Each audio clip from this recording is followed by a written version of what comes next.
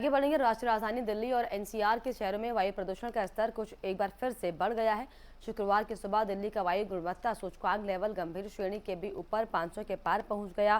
दिल्ली के ओखला में 558, आनंद विहार में 343, जहांगीरपुरी में 453, नोएडा के सेक्टर 62 में 356, गाजियाबाद के वसुंधरा में 369 और गुरुग्राम सेक्टर 51 में AQI 651 दर्ज किया गया।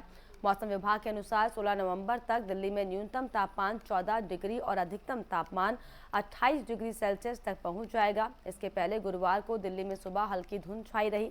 दिन में धूप निकलने के साथ ही धुंध छट गई है। अधिकतम तापमान सामान्य के बराबर 29.5 डिग्री सेल्सियस रहा है। वहीं न्यूनतम तापमान सामान्य से 3 ज्यादा 16.8 डिग्री सेल्सियस दर्ज किया गया, जो कि 11 सालों में सबसे ज्यादा है। इसके पहले 2011 में इस तारीख को पारा 18 डिग्री सेल्सियस दर्ज किया गया था।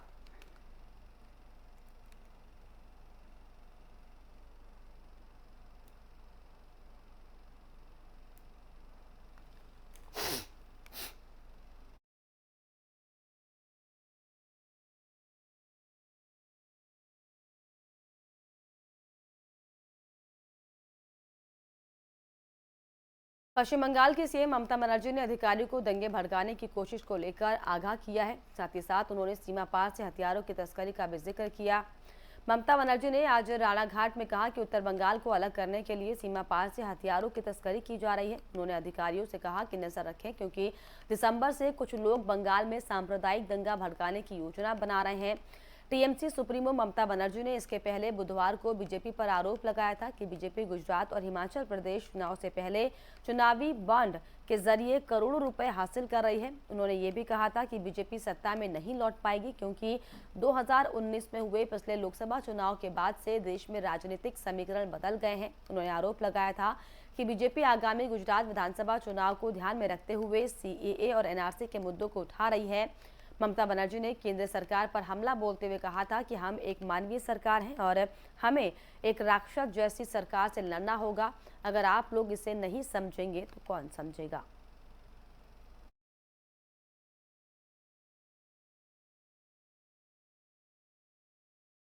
समाजवादी पार्टी ने मैनपुरी लोकसभा सीट से डिंपल यादव को अपना उम्मीदवार घोषित किया है। डिंपल यादव सपा अध्यक्ष अखिलेश यादव की पत्नी है। सपा संरक्षक मुलायम सिंह यादव के निधन के बाद यह सीट खाली हुई है। चुनाव आयोग ने इस सीट पर 5 दिसंबर को उपचुनाव कराने की घोषणा की। डिंपल यादव कन्नौज लोकसभा सीट से सांसद भी रह चुकी हैं। यादव परिवार के गढ़ वाले इस लोकसभा सीट के उपचुनाव में सपा किसे अपना उम्मीदवार बनाती है, इस पर सभी की नजरें लगी हुई हैं। इस सीट पर मुकाबले के लिए भाजपा अपनी ओर से कद्दावर उम्मीदवार उतार सकती है।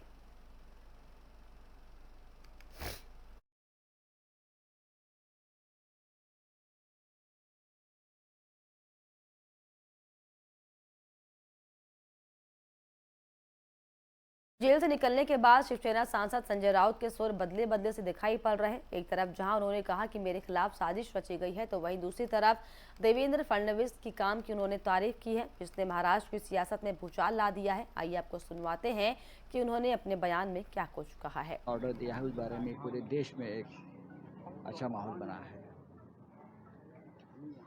मैं टिप्पणी नहीं करूंगा, ना ईडी पर करूंगा, ना जिस लोगों ने ये साजिश रची थी, अगर उनको आनंद मिला होगा तो मैं उनके आनंद में सहभागी हूँ। लेकिन मेरे मन में किसी के खिलाफ कोई शिकायत नहीं है और न मैं करूँगा। जो मुझे भुगतना था, मेरे पार्टी को भुगतना था, हमने भुगत लिया है। मेरे परिवार ने बहुत कुछ खोया है। तो होता है ऐसा जिंदगी में, राजनीति में हम लोग, लेकिन इस प्रकार की राजनीति देश के इतिहास ने कभी न देखी है। हमारा देश 150 साल गुलामी में था, उस काल में भी इस प्रकार की पॉलिटिकल वेंडेटा की राजनीति हमने देखी नहीं।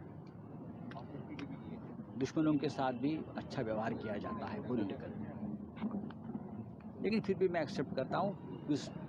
मैं पूरे सिस्टम को दोष नहीं दूंगा, ना मैं किसी केंद्रीय जांच एजेंसी को दोष दूंगा। अच्छा काम करने का मौका उनको भी मिलता है, करना चाहिए, सबको करना चाहिए। महाराष्ट्र में एक सरकार नहीं बनी है, मैं 3 महीने से बाहर हूँ। कुछ निर्णय सरकार ने अच्छे भी लिए हैं महाराष्ट्र के, मैं उनका स्वागत भी करूंगा। विरोध के लिए विरोध नहीं करेंगे हम लोग कभी, ना किया है।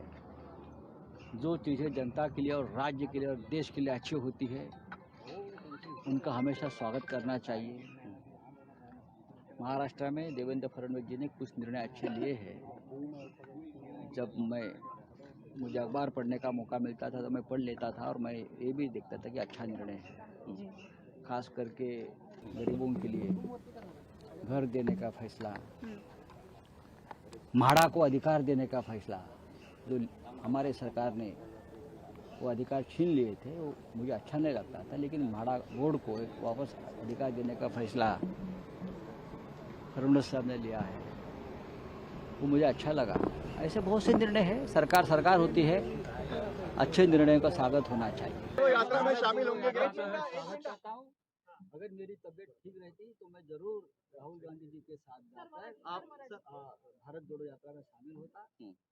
मैं आज उद्धव जी से इस बारे में बात करूँगा। धन्यवाद। ऑर्डर